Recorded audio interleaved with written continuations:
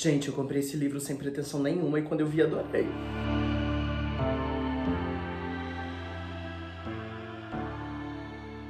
Olá, Sinners! Meu nome é Alison e a biblioteca está aberta. E hoje a gente vai continuar um pouco das discussões que a gente iniciou no último vídeo falando sobre teoria queer, mas a gente vai trazer para os nossos debates um livro do Tobias Carvalho que chama Quarto Aberto, que eu comprei assim de bobeira, é um livro recente, juvenil e tal, e aí eu falei, vou ler e tal, muito bom, muito bom. Mas antes disso, vamos voltar lá um pouco no que a gente estava falando, né? A gente tem esse marco dentro da teoria queer, que é o Problemas de Gênero da Judith Butler, que é publicado em 1990. Mas alguns teóricos já estavam fazendo estudos e publicando textos que utilizavam de várias discussões que depois a gente traria para teoria queer, né? Que depois sustentariam esse paradigma. E uma dessas pessoas, por exemplo, era Gayle Rubin, que estava discutindo os problemas da heterossexualidade enquanto regime epistemológico. O que isso quer dizer? A gente tem uma ideia de que o heterossexual é um regime identitário, né? A pessoa que tem relações com pessoas do outro sexo. Mas a heterossexualidade não é só isso. A heterossexualidade é um regime político que vai organizar esses corpos, né? Dentro da crítica feminista, a gente sabe o quão importante é criticar essa heterossexualidade, porque a gente vai construir sistemas de desejo. A gente tem o homem, a gente tem a mulher, a gente já tem essa divisão binária de gênero, e não só esse gênero é dividido, como a sexualidade é proposta de forma que o homem se torna complemento da mulher e vice-versa.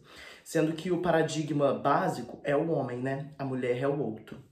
E a heterossexualidade também pode ser pensada... Vamos lá, vamos dar um exemplo que eu acho que talvez isso faça sentido.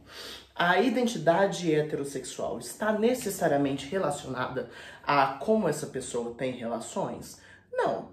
Pensa comigo, as crianças viadas que sofrem bullying na escola por serem gays, por serem afeminados, sei lá o quê. Esse bullying deriva de algo que ainda não aconteceu. Se a sexualidade enquanto identidade estivesse simplesmente atrelada às relações sexuais, como disse estar, isso não aconteceria, porque essas crianças não tiveram relações sexuais ainda. Então quem as classifica como heterossexuais ou homossexuais ou crianças viadas, né? E aí a gente pode pensar nos também os héteros que gostam de pegar viado. E aí, tipo assim, peguei meu vizinho hétero que é casado e tal, blá blá blá. Então ele não é hétero, né? A vida dele é completamente regimentada por um regime de heterossexualidade. Ele ainda pode ser casado com uma mulher, ele ainda vai ser lido como heterossexual. Ele não vai correr o risco de sofrer assédios na rua como homossexuais podem sofrer. Então, essa ideia de heterossexualidade estar atrelada a uma identidade meramente sexual é falsa. E a gente precisa entender que esse regime político também deriva de uma história e que essa história também vai incumbir um preceito de normatividade monogâmica. E aí é nesse ponto que eu quero tocar no vídeo, que é isso que vai ser debatido no Quarto Aberto. Se a gente pensa na monogamia, a gente tem um vídeo aqui no canal sobre sexualidade romana, a gente pensa na história da monogamia um pouquinho assim, vamos lá. Dentro das sociedades gregas, as mulheres deviam monogamia aos seus maridos, ou seja, as mulheres não podiam ter relações fora dos seus casamentos. Isso não era verdade para os homens. Inclusive, a grande maioria dos homens tinha relações com outros homens na Grécia Antiga. Né? A gente tinha esse amor que não se deixa falar, né? Se a gente pensar lá no Oscar Wilde, essa relação entre um homem mais velho com um homem mais novo, que historicamente aconteceu por muito tempo. E aí, em Roma, a gente tem a construção do paradigma de que o marido também deve se resguardar sexualmente para a mulher.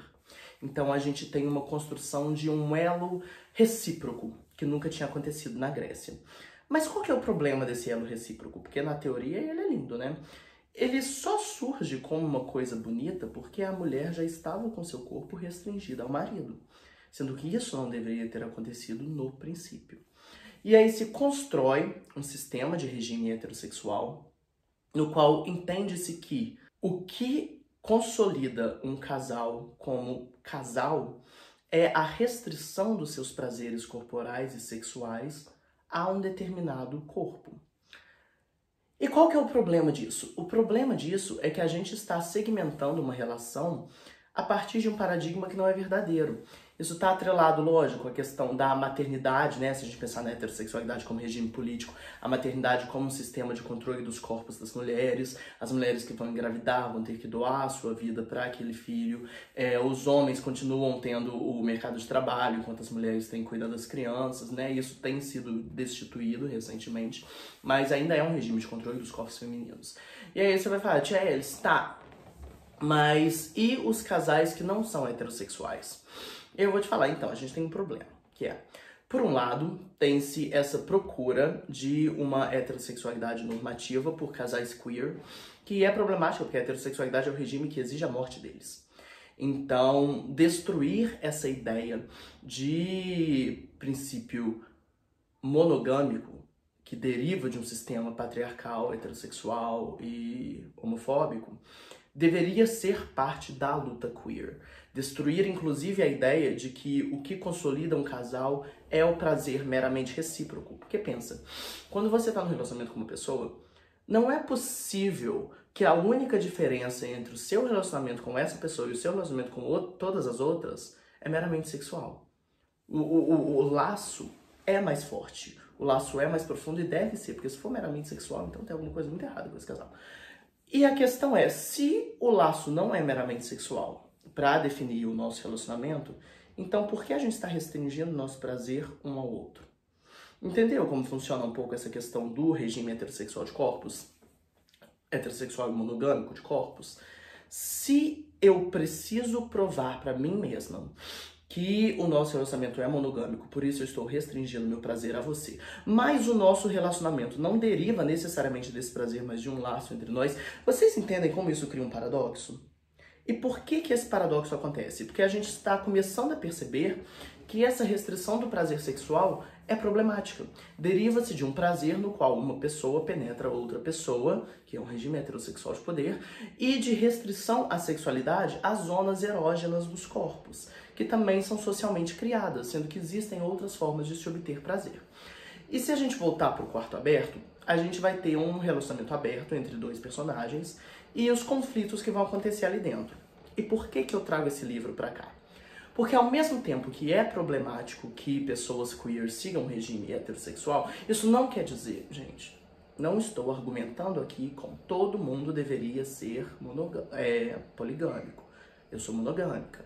Eu estou falando que, enquanto um sistema político, a monogamia e a heterossexualidade devem ser combatidos, tá? Não tô tentando ensinar ninguém a viver a própria vida, mas beleza, volta. O interessante do livro é que os problemas que acontecem dentro da poligamia não são necessariamente atrelados à poligamia como se isso fosse um problema. O que eu quero dizer com isso?